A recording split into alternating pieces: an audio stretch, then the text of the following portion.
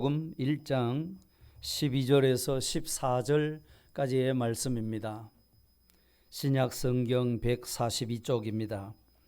요한복음 1장 12절부터 14절까지의 말씀입니다.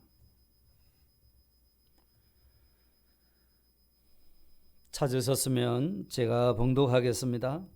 영접하는 자 곧 그 이름을 믿는 자들에게는 하나님의 자녀가 되는 권세를 주셨으니 이는 혈통으로나 육정으로나 사람의 뜻으로 나지 아니하고 오직 하나님께로부터 난 자들이니라. 말씀이 육신이 되어 우리 가운데 거하심에 우리가 그의 영광을 보니 아버지의 독생자의 영광이요 은혜와 진리가 충만하더라. 아멘. 메리 크리스마스입니다. 금년에도 힘들고 어려운 가운데서도 여전히 성탄의 주님은 우리를 찾아오십니다. 이 성탄의 은혜가 우리 성도 여러분과 가정에 충만하기를 주의 이름으로 축복합니다. 지난 화요일인가 그 극동방송을 듣고 있으니까 그 영남 신학대학에서 전하는 칼럼의 말씀이었습니다. 그게 내용이 뭔가 하니까 부모님이 칠순이 되셨는데 자녀들이 그래도 하나님의 은혜로 잘 되었고 성공하고 이러니까 자녀들이 한 자리에 다 모여서 부모님 칠순 잔치를 열자 이렇게 의논을 하고는 호텔을 예약을 하였답니다.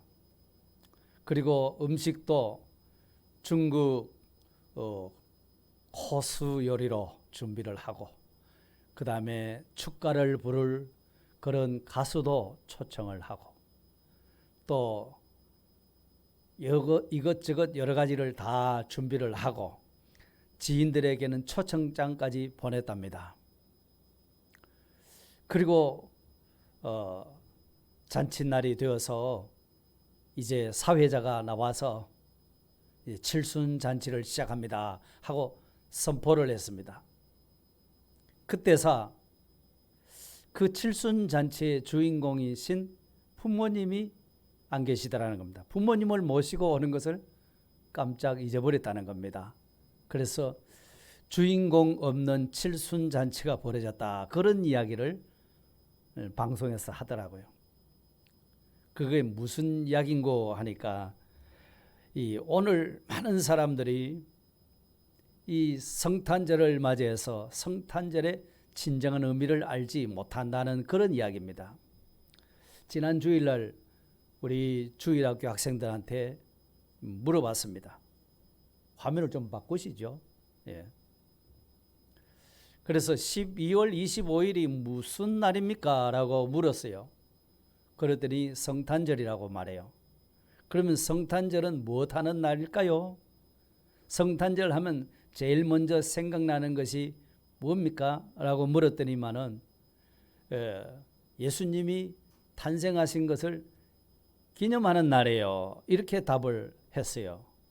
혹시나 저는 산타가 선물 주는 날이에요. 이런 대답을 할까 조금 염려가 됐었는데 마침 답을 정확하게 말해줘서 너무 고마웠습니다. 그렇습니다. 성탄절은 하나님이 사람의 몸을 입고 이 땅에 오신 것을 기념하는 절기가 바로 성탄절입니다. 그렇기 때문에 오늘 또 해마다 찾아오는 성탄절이지만 오늘 이 시간 우리가 성탄절의 의미를 다시 한번 되새길 수 있었으면 좋겠습니다. 그렇게 해서 참 하나님 앞에 경건한 마음으로 또 의롭고 거룩하게 이 성탄절을 우리가 맞이해야 할 것입니다. 그래야 할 때 이 성탄절의 주인공 바로 예수님을 더 높여드리는 일이 될 것이고 하나밖에 없는 독생자를 이 땅에 보내신 하나님 아버지께도 큰 영광이 될 줄로 믿습니다. 그렇다면 과연 예수님은 누구인가? 세상 사람들이 말하는 대로 4대 성인 중에 그냥 한 분인가? 그렇지 않다는 것입니다. 그렇다면 도대체 예수님은 누구신가? 성경은 예수님의 정체에 대해서 뭐라고 말씀하고 있는가 하는 것을 우리가 먼저 알아야 하겠습니다. 오늘 본문 가운데에서는 그 예수님은 말씀이 육신되어 오신 신인 양성 1위가 되시는 분이시다 라고 말합니다. 본문 14절에 그랬거든요. 말씀이 육신이 되어 이렇게 시작하고 있습니다. 말씀이 육신이 되었다는 요 말씀은 말씀이 육신으로 변해버렸다 그런 의미가 아닙니다.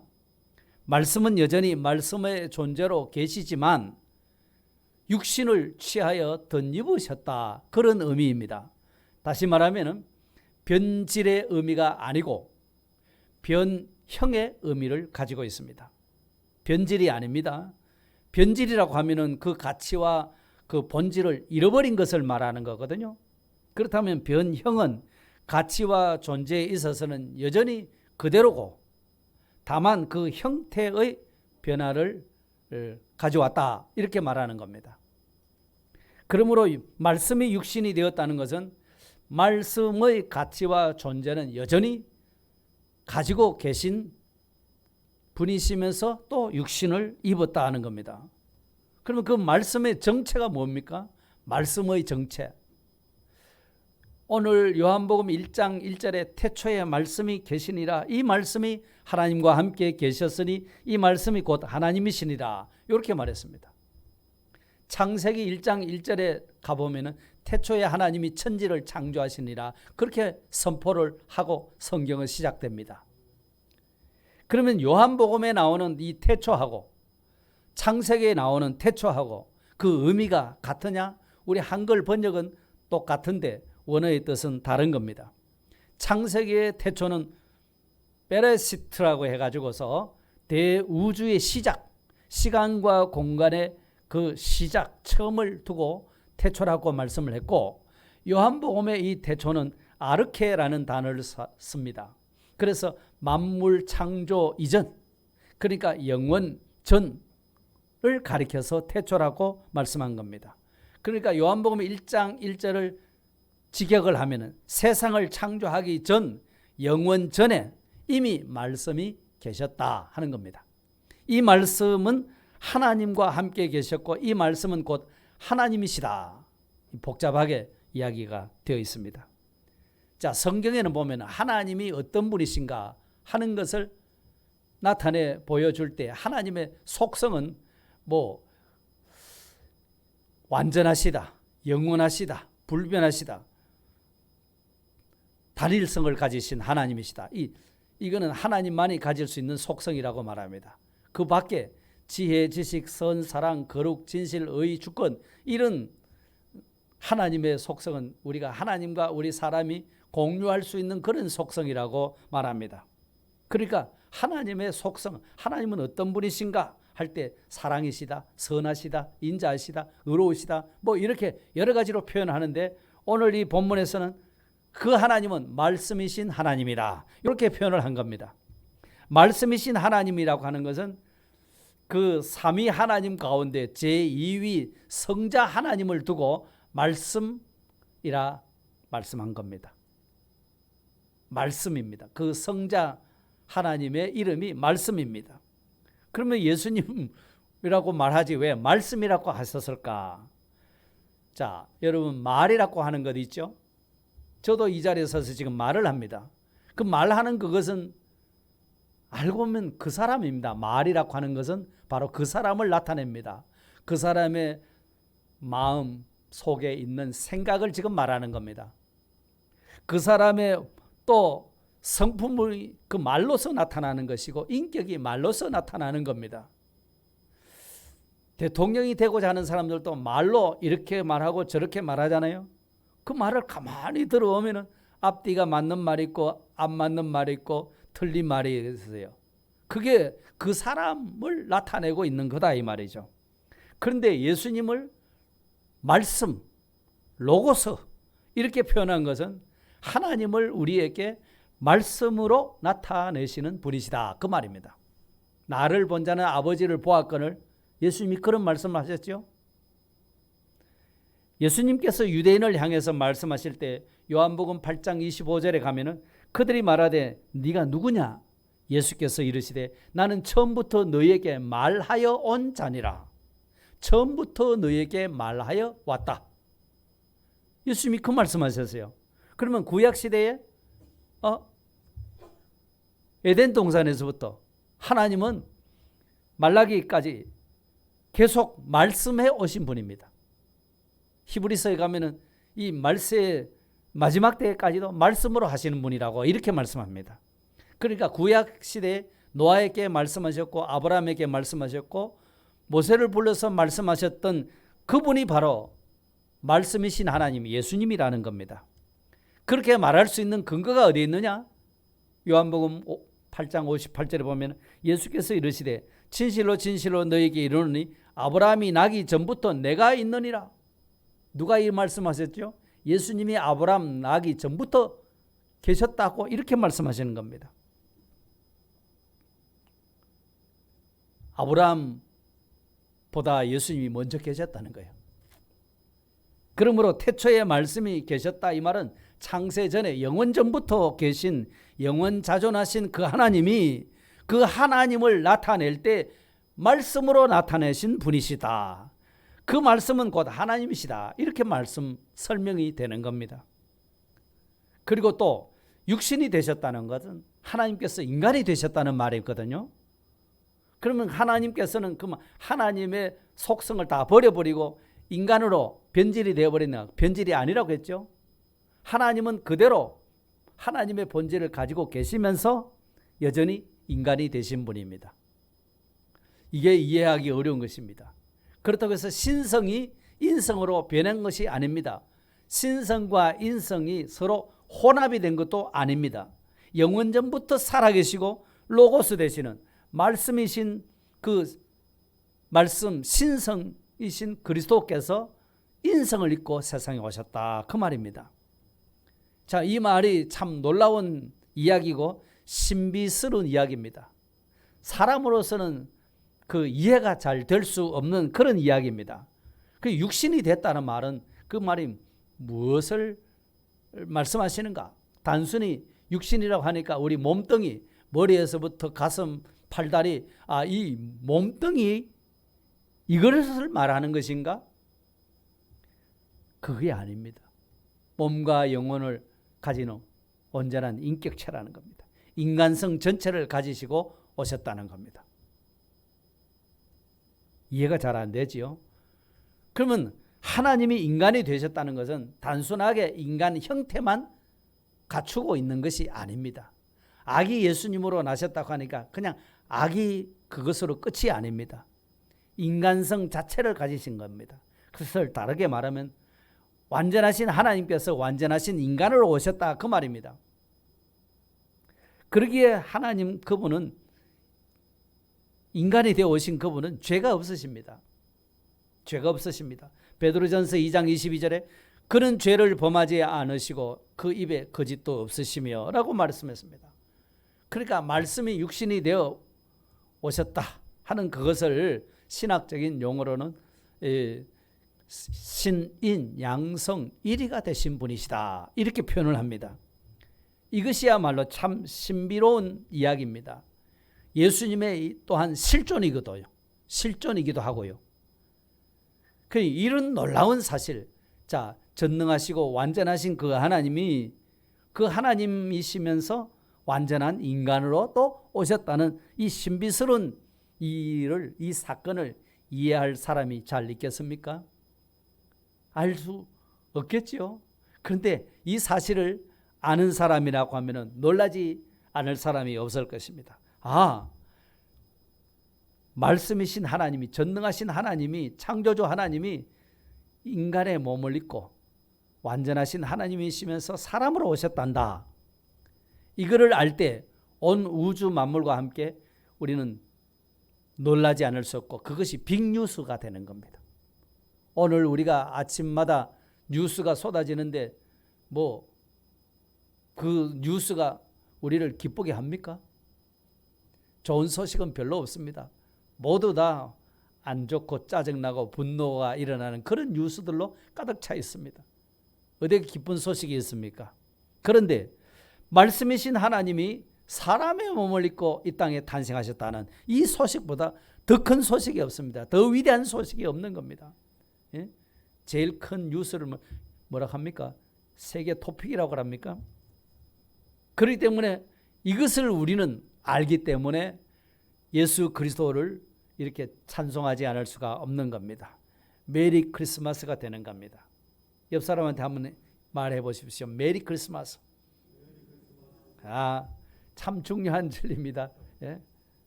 성경은 이것을 만일 시인하지 않으면 이 하나님이 사람 되어 오신 이 사실을, 완전하신 하나님이 완전한 인간으로 오셨다는 이 사실을 시인하지 않게 되면 어떻게 되느냐? 그 사람 속에는 하나님의 영이 없다는 겁니다. 하나님의 영이 없으면 거짓 그리스도의 영, 적 그리스도의 영이 있다는 것. 사도 요한이 그것을 이야기했습니다. 요한일서 4장 2절 3절에 보시면 하나님의 영은 이것으로 알지니 곧 예수 그리스도께서 육체로 오신 것을 시인하는 영마다 어디에 속했습니까? 하나님께 속한 겁니다. 그런데 예수를 시인하지 않는 영마다 하나님께 속한 것이 아니니 이것이 곧 무슨 영이라고요? 적 그리스도의 영이라고 그렇게 말씀하셨습니다. 여러분은 하나님께 속한 사람들이죠. 얼마나 고맙고 감사한 일인지 모릅니다. 이 신비로운 성경의 깨달음을 갖게 되시기를 바랍니다. 아니, 이 사실을 그대로 받아들이시기를 바랍니다. 믿으시기를 바랍니다. 그래서 정말로 이 성탄절이 기쁜 성탄절, 즐거운 성탄절, 메리 크리스마스가 되시기를 주의 이름으로 축복합니다. 놀라운 이야기입니다. 그러면 왜 하나님께서 완전하신 하나님이 완전한 사람으로 오셔야 했던가? 왜 말씀이 육신이 되어 오셔야만 했던가? 이겁니다. 그것은 말씀이 육신이 되셨기 때문에 신인 양성 1위로 오셨기 때문에 우리의 완전한 구원자가 되신 것이고 또 우리에게 완전한 위로자가 되실 수 있는 겁니다. 에루스라는 신학자는 말하기를 만일 그리스도께서 진정한 인간을 입지 않으셨다면 그는 우리의 구원자가 될 수 없었을 것이다. 이런 말을 하였습니다. 구약시대는요, 죄인이 하나님 앞에 나아갈 때에 짐승을 잡아서 제사를 드렸습니다. 그 짐승을 잡아 드린 그 짐승은 장차 오실 어린 양, 속죄의 어린 양 대신 예수 그리스도의 그림자였습니다. 예수 그리스도를 예표하였던 겁니다. 하지만 그 구약의 제사로서는 완전한 속죄를 이룰 수가 없었습니다. 그렇기 때문에 말씀이 육신이 되어 오신 이유를 예수님께서 설명하기를 마태복음 20장 28절에 보니까 예수님이 오신 것은 무엇 때문에 왔냐? 인자가 온 것은 자기 목숨을 많은 사람의 대속물로 주려 하기 위함이다. 많은 사람의 대속물로 주기 위해서 오셨다. 이렇게 말씀하셨습니다. 많은 사람의 죄를 대속하기 위해서는 인간이 되지 않고서는 인간의 죄를 대속할 수가 없다는 이야기입니다. 그것도 한 사람이 한 사람의 죄는 대신할 수 있을지라도 많은 사람의 이 지구상에 있는 모든 택한 백성 전부를 다 대속할 수는 없는 겁니다. 그 전체 그 많은 택한 백성들을 다 대속하기 위해서는 인성을 입으신 분이라서는 도저히 감당을 할 수 없고 신성이시어야 하나님이라야 완전하신 하나님이라야 이 땅의 모든 택한 백성들의 죄를 대속하실 수가 있다는 그런 이야기입니다. 그렇기 때문에 완전하신 인간이시면서도 완전하신 하나님으로 계신 분이 바로 예수님이시다 하는 겁니다. 그렇기 때문에 히브리서 기자는 히브리 9장 12절에 염소와 송아지의 피로 하지 아니하고 오직 자기의 피로 예수 그리스도의 피로 영원한 속죄를 단번에 이루셨다고 말씀하셨습니다. 그러니까 예수님이 십자가의 속죄의 제물이 되심으로 말미암아 모든 택한 백성들의 죄를 단번에 다 속죄를 이루었다, 완성하셨다 이렇게 말씀하신 겁니다. 그렇기 때문에 이 말씀이 육신이 되어 오신 예수님, 참 하나님이시면서 참 사람이신 예수님으로 오셔야만이 진정한 우리의 구원자가 되실 수 있다는 그 이야기를 말씀하시는 것이고요. 또 완전하신 하나님이 완전하신 인간으로 오신 그 이유 또 한 가지는 인간이라야 인간의 아픔과 고통을 체휼하실 수가 있기 때문인 겁니다. 그래서 예수 그리스도는 사람의 몸을 입고 이 땅에 오셔서 인간의 생활을 똑같이 하셨지 않습니까?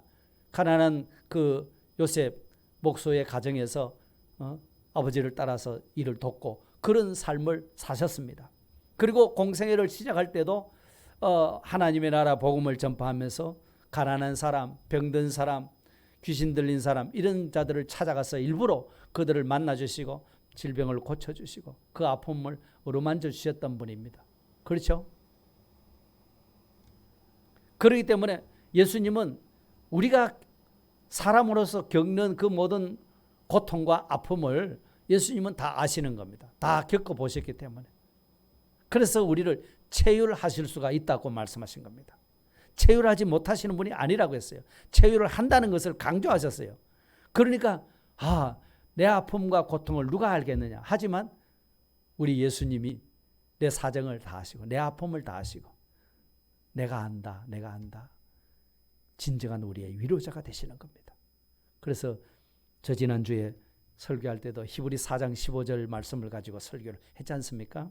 우리에게 있는 대제사장은 우리의 연약함을 동정하지 못하실 리가 아니요. 지금 성경은 동정으로 표현했죠. 번역했는데 전에 가진 성경은 체휼하지 못하시는 분이 아니요. 모든 일에 우리와 한결같이 시험을 받은 자로되 죄는 없으시다고 또 그렇게 말씀하십니다. 예수님께서 세상을 떠나가실 때가 다 돼서 제자들에게 마지막 설교를 또 요한복음 13장, 14장, 15, 16, 17장까지 쭉 하셨는데요. 그때 이 남겨진 제자들을 바라보고서 저들이 이제 예수님이 안 계시니까 안 계시는 이 세상을 어떻게 살까 많은 염려가 됐겠죠. 그때 요한복음 16장 33절에 이렇게 말씀하셨습니다. 이것을 너희에게 이르는 것은 너희로 내 안에서 평안을 누리게 하려 함이라. 내가 없어도 너희들은 평안을 누리게 할 것이다. 세상에서는 너희가 환난을 당하나 담대하라. 내가 세상을 이겼노라. 이런 말씀해 주셨습니다. 주님 없는 세상에서도 너희들은 담대해라. 내가 환난을 다 이기기 때문에 너희들도 환난을 다 이긴다. 그러니까 염려할 것 없다. 이러시는 겁니다. 이처럼 주님은 지금도 우리의 진정한 구원자가 되실 뿐만 아니라 우리를 몸소 체휼하셨던 분이기 때문에 우리의 아픈 사정을 다 하시고 친히 위로해 주시는 진정한 위로자가 되신다는 사실을 믿으시기를 바랍니다. 말씀이 육신이 되어 오셨기 때문에 우리의 진정한 구원자가 되시고 진정한 위로자가 되시는 겁니다. 얼마나 고맙고 감사한지 모르죠. 자, 그렇다면은 우리의 구원자가 되시고 진정한 위로자가 되시는 그 주님은 지금 어디 계시느냐? 지금 어디 계시죠? 그 주님이 어디 계십니까? 오늘 14절 말씀 다시 한번 볼까요? 말씀이 성경을 보십시오. 말씀이 육신이 되어 어디에 계십니까? 우리 가운데 계신다고 했습니다. 여러분 믿습니까? 우리의 구원자가 되시고 우리의 진정한 위로자가 되시는 분이 어디에 계신다고요? 우리 가운데 계십니다. 이 자리에도 계십니다. 여러분 심령 속에도 계신다는 겁니다. 여기 거하심에 이렇게 표현했죠. 우리 가운데 거하심에. 거한다는 이 표현은 장막을 친다, 숙소를 정한다 그런 의미입니다. 여러분 장막을 친다. 옛날 이스라엘 백성들이 출애굽해서 광야 생활할 때에 하나님께서 장막을 지어라, 성막을 지어라 그런 말씀하셨죠. 왜 지으라고 하셨습니까? 그 성막에서 하나님이 자기 백성을 만나 주시려고 그들에게 하고 싶은 말씀을 좀 다 하고 싶어서 그래 성막을 지으라고 말씀하셨던 겁니다. 그래서 이스라엘 백성들이 광야를 행진해 가는 동안에도 성막을 지었습니다. 성막을 짓고 또 구름기둥 불기둥이 떠오르면 어떡합니까? 성막을 뜯어가지고서 또 짊어지고 갑니다. 가다가 또 구름기둥 불기둥이 멈추면 또 그 자리에 또 성막을 다시 세웁니다. 그렇게 하면서 이스라엘 백성들은 하나님이 항상 자기들 가운데 장막치고 계신다, 이런 생각을 하게 된 겁니다. 하나님은 항상 우리 가운데 계신다, 우리 장막에 계신다, 이거였습니다. 마찬가지로 하나님께서 우리를 만나 주시기 위해서 육신을 입으신 거죠. 사람의 모습으로 우리를 찾아오신 겁니다. 친히 우리와 함께 거하시는 겁니다. 그분이 바로 예수 그리스도십니다. 육신적으로는 지금 함께 계실 수가 없지요. 부활승천하셔서 하나님 보좌 우편에 계시기 때문에 우리와 같이 거처를 할 수가 없습니다만 그 영으로 오셔서 우리와 함께 하신다고 말씀하시고 세상 끝날까지 함께 하시겠다고 하셨어요. 이게 놀라운 이야기입니다. 예? 한번 생각해 보십시오. 천지를 말씀으로 있으라 해서 다 지으신 그분이 창조주 아니십니까? 전능하신 하나님 아니십니까? 그 하나님이 참 비천하고 연약하기 짝이 없고 죄인된 나한테 오셔서 나와 함께 거처를 같이 하신다? 같이 살아주신다? 이게 보통 이야기입니까? 대통령이 우리 노원동에 오셔서 산다 해도 노원동이 확 달라지잖아요. 대통령이 저 퇴임하면 양산에 가서 산다니까 양산이 확 달라지잖아요. 우리 하나님이 우리에게 오셔서 우리와 함께 계신다면 우리는 신세가 확 달라지는 사람입니다. 이게 어마어마하게 놀라운 일입니다. 엄청난 이야기입니다. 놀라지 않을 수 없는 이야기입니다. 예? 우리와 함께 거처를 정하시고 같이 살기 위해서 오셨다는 거예요. 같이 살면 불편할까요?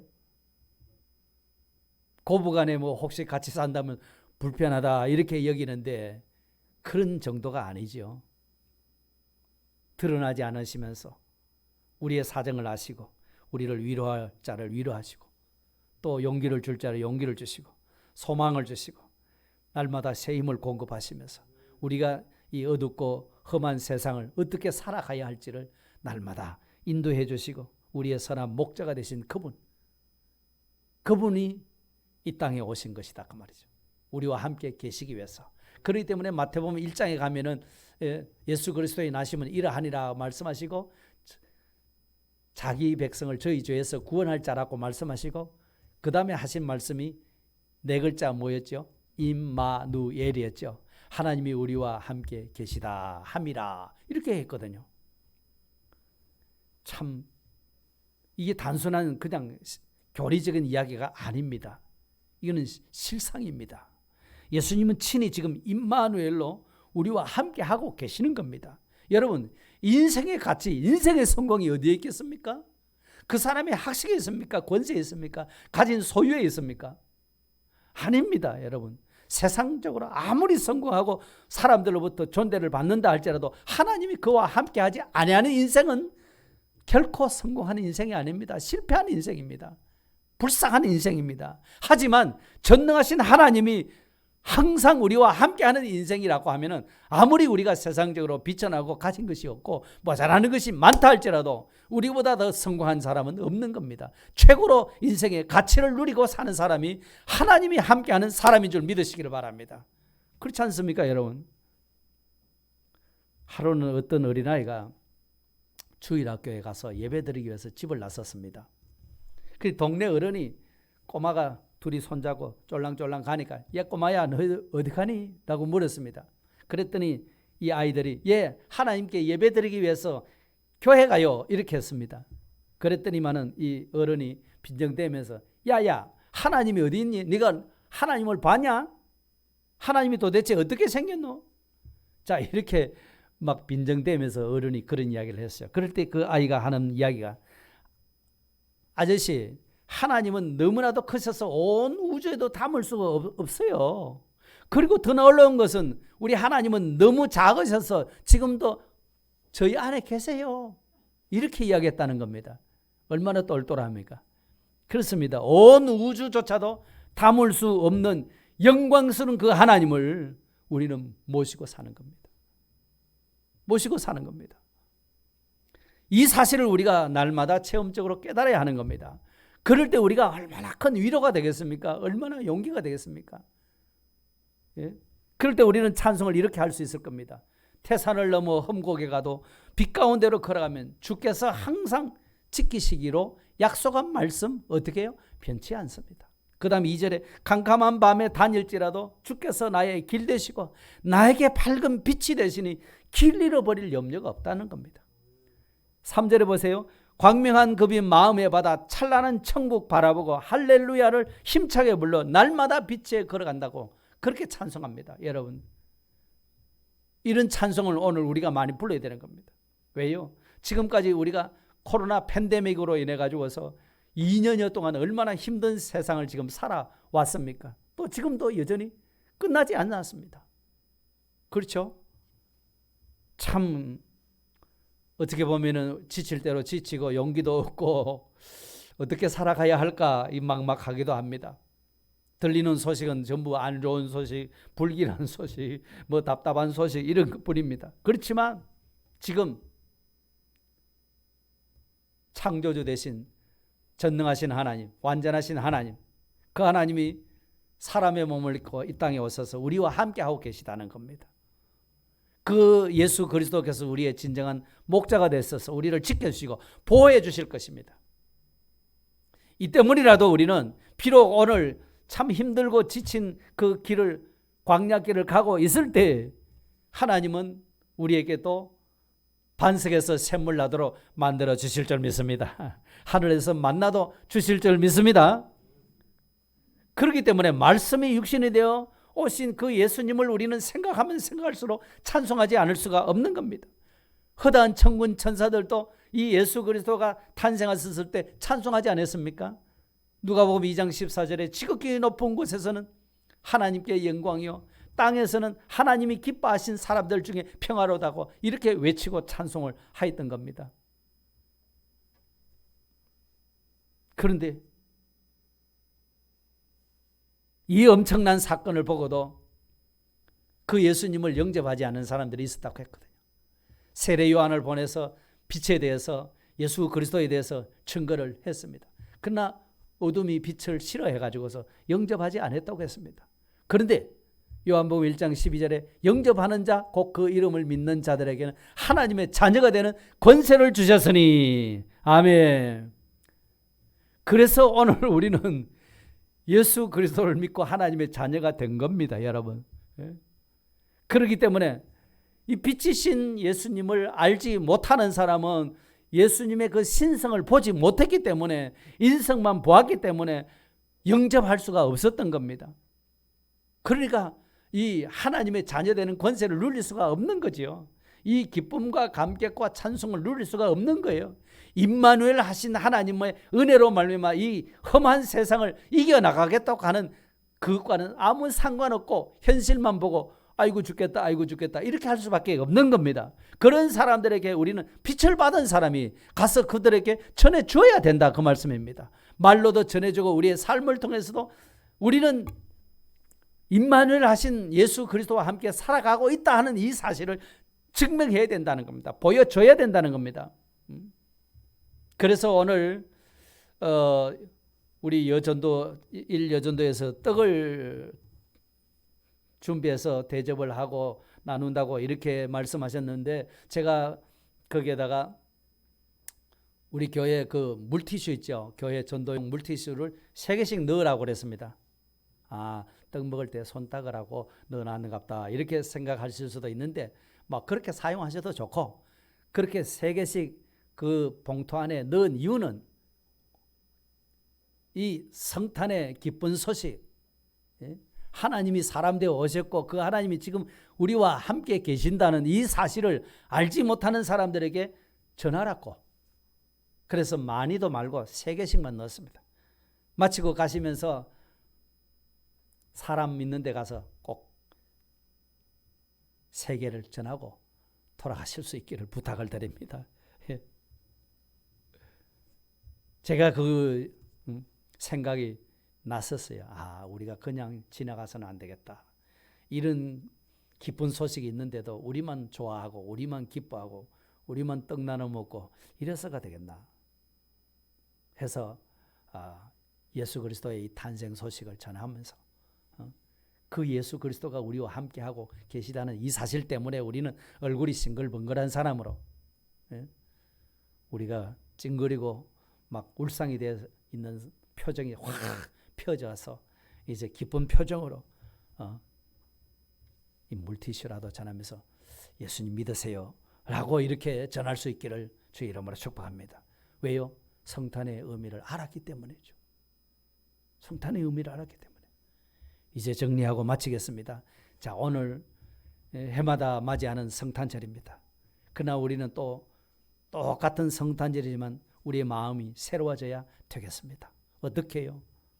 과연 예수 그리스도가 누구신가? 성경에서는 도대체 예수님에 대해서 어떻게 말씀하고 있는가? 그거를 우리가 바로 다시 한번 우리 마음에 새겨야 되겠습니다. 첫 번째가 말씀이 육신이 되어 오신 신인 양성 1위가 되신 하나님이시다라고 말했습니다. 말씀이신 하나님입니다. 천지 만물을 창조하신 분도 말씀이신 하나님이 창조하셨어요. 요한복음 1장 10절에 그랬거든요. 그리고 영원전에 계신 창조주 하나님이 그 말씀으로 하나님을 나타내셨던 분이거든요. 그 하나님께서 친히 인간의 몸을 입고 오신 분입니다. 신성이 인성으로 변한 것이 아니고 신성을 그대로 가지고 계시면서 인성을 또 같이 입으신 혼합되신 분이 아니고 신성과 인성이 같이 계시는 신인 양성 1위가 되시는 그런 하나님으로 이 땅에 오신 겁니다.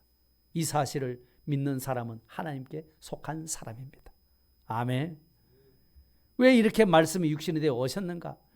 말씀이 육신이 되어 오셔야만이 인간이 인간의 죄를 대속하실 수 있고 그 신성을 가지셔야 모든 택한 백성 전부를 다 대속할 수 있기 때문에 완전하신 하나님으로 완전하신 인간으로 오셨던 것이고 또 그렇게 하심으로 인해서 우리의 아픔과 고통과 모든 그 절망과 그 모든 우리 노고를 다 몸소 체휼하신 분이거든요. 살찌고 마지막에 살찌고 피 흘리시기까지 하시면서 우리의 삶을 우리가 고통하는 것 다 체험하셨던 분이거든요.